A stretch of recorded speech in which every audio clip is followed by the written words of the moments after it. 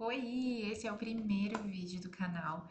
Quero muito compartilhar com vocês a leitura desse livro, que é A Armadilha da Felicidade.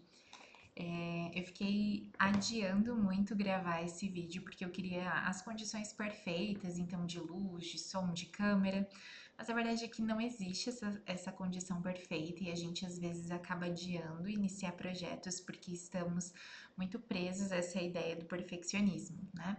Então eu vou fazer assim mesmo, né? Eu abri a câmera aqui e vou compartilhar com vocês o primeiro capítulo desse livro. A quem possa interessar, então, acompanhar e aprender um pouquinho comigo sobre esse livro que é tão importante, está dentro do viés da terapia de aceitação e compromisso. Todos nós já tivemos essa sensação, né, de que por mais que a gente tente ser feliz, sempre parece que falta alguma coisa. É como se a felicidade fosse algo que a gente precisa alcançar ou correr atrás e que a gente realmente não alcança, né? Ou quando a gente alcança, a gente fica feliz por um tempo, mas logo a vida vai acontecendo de outras maneiras. E de novo a gente experimenta outras emoções e outros desconfortos. Nesse vídeo vou compartilhar o primeiro capítulo do livro A Armadilha da Felicidade, que é um livro de Russ Harris, um livro baseado na terapia de aceitação e compromisso, e que pode sim transformar a maneira como você entende, lida com as suas emoções e busca a felicidade. O capítulo 1 do livro fala que a vida é difícil e diz que se a gente viver tempo suficiente nessa terra, a gente vai passar por situações desafiadoras, tanto de emoções desconfortáveis ou situações dolorosas e que vão trazer sim sofrimento em algum nível e em algum momento da nossa vida. E ele começa desmontando um dos maiores mitos relacionados à felicidade da nossa cultura, que é a ideia de que a gente deve ser feliz o tempo todo ou em qualquer situação, que a gente deve experimentar somente emoções agradáveis e que qualquer emoção desagradável sinaliza que tem alguma coisa errada e a gente precisa trabalhar muito para modificar essa emoção. A nossa cultura, a nossa sociedade vende essa ideia, né, de que se você não está feliz o tempo todo, tem algum problema em você. Mas será que isso realmente faz sentido? E o autor do livro traz que essa ideia, né, essa crença, cria uma armadilha e a gente fica obcecado em evitar sofrimento a qualquer custo, em evitar sentimentos desconfortáveis e a gente acaba ainda aumentando mais o nosso sofrimento. Ele traz alguns mitos que eu quero compartilhar com vocês. O primeiro mito é que a felicidade é o nosso estado natural. E a verdade é que a felicidade não é o nosso estado natural, que o natural para os seres humanos é experimentar um fluxo constante de emoções agradáveis e desagradáveis e que vão variando ao longo do dia, dependendo também das coisas que a gente vivencia, dependendo do nosso contexto, né? Do que a gente está fazendo, com quem a gente está, o que está acontecendo ao nosso redor. O mito número 2 é que se você não está feliz, o problema é você. E seguindo essa lógica do primeiro mito, coloca aí essa ideia de que sofrer é anormal. Então, que é visto como uma fraqueza, né, um problema, uma sensibilidade maior. Às vezes, pessoas que demonstram mais as suas emoções são vistas como sensíveis, né? E isso também gera uma ideia de que se eu estou, né, se eu não estou feliz, se a emoção que eu estou experimentando não é felicidade, deve ter alguma coisa errada comigo. Isso também é um mito. O mito número 3 bom, o mito número 3 é um spoiler já do próximo capítulo. E onde é que está, então, a origem desse problema, né? Por que é que a gente aprendeu, então, a pensar dessa forma? Então, o autor vai colocar aqui que essa obsessão pela felicidade vem muito da evolução humana. O nosso cérebro, ele é programado para identificar ameaças e nos proteger do perigo. Ao longo da nossa evolução, esse modo, né, do nosso pensamento de funcionar, da nossa mente funcionar, de identificar perigo e de tentar resolver todas as coisas, foi muito útil, né, para nossa sobrevivência. Se os nossos ancestrais, se os nossos antepassados não prestassem atenção em riscos, simplesmente não teriam sobrevivido e nós não estaríamos aqui para contar essa história. O problema é que hoje essa mesma programação, esse mesmo, né, essa mesma configuração do nosso cérebro que garantiu a nossa sobrevivência faz com que a gente queira evitar desconfortos que são naturais da vida, como por exemplo a tristeza, a ansiedade, a frustração ou qualquer outra emoção desconfortável. E aí o livro vai fazer uma pergunta que é bem interessante, que é: o que é exatamente felicidade?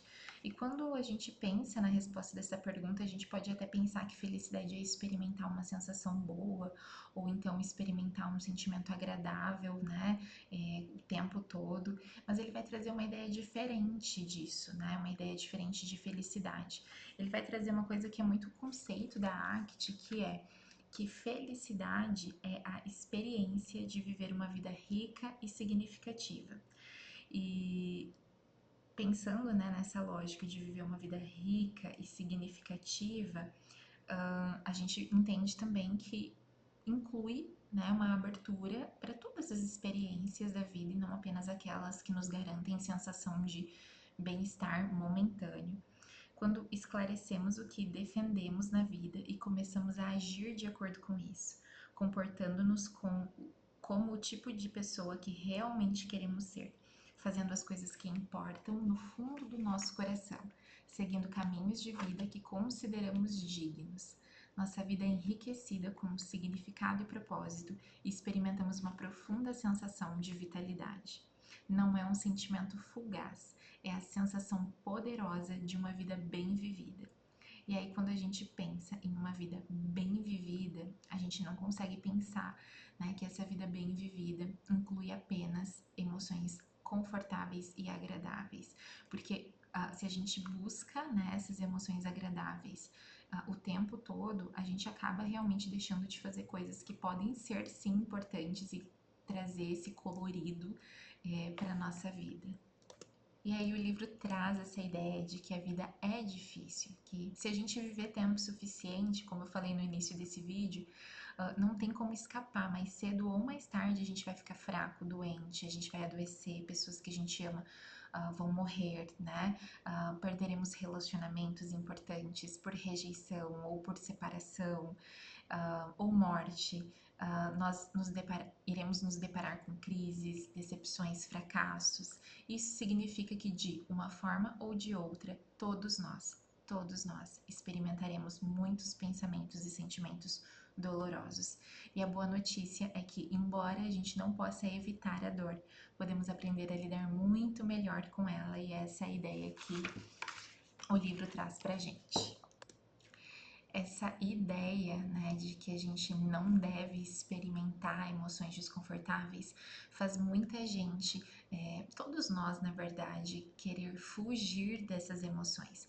E muitos de nós a gente faz de tudo para evitar emoções desagradáveis. Então a gente se distrai com redes sociais, come compulsivamente, trabalha sem parar, faz uso de álcool, outras substâncias, né? Se esquiva, se isola, foge realmente de sentir qualquer coisa que vai nos trazer desconforto ou tentar anestesiar essas emoções desconfortáveis com alguma coisa que vai tampar ali aquilo por algum momento. Só que ao invés de resolver o problema, isso vai nos desconectando da nossa vida e de coisas que a gente valoriza e muitas vezes aumentando o tamanho do problema. No fundo, a gente está sempre tentando evitar a dor, mas a gente acaba nessa busca por evitar a dor, a gente acaba se afastando de experiências que são importantes e significativas. E aí, então, qual será a solução? No primeiro capítulo do livro, o autor ele já nos dá uma pista. Em vez de lutar contra as nossas emoções, a gente precisa aprender a conviver com elas. aprender que elas são passageiras, como se elas fossem hóspedes, né? Tudo é impermanente, inclusive a felicidade. E o autor também ele vai trazer, né, nos próximos capítulos, técnicas da terapia de aceitação e compromisso para nos ajudar nesse processo de aceitar as nossas dores, aceitar as nossas emoções desconfortáveis ou pensamentos, como experiências que a gente tem naquele momento, mas que não precisam necessariamente determinar a maneira como a gente vai agir. Se você quer continuar acompanhando, né, e aprendendo aí um pouquinho mais sobre a terapia de aceitação e compromisso, a partir desse livro aqui, que é a Armadilha da Felicidade, se inscreve aqui no canal, conversa comigo, me acompanha nas redes sociais, que a ideia é que eu possa trazer mais desse tipo de conteúdo aqui para vocês.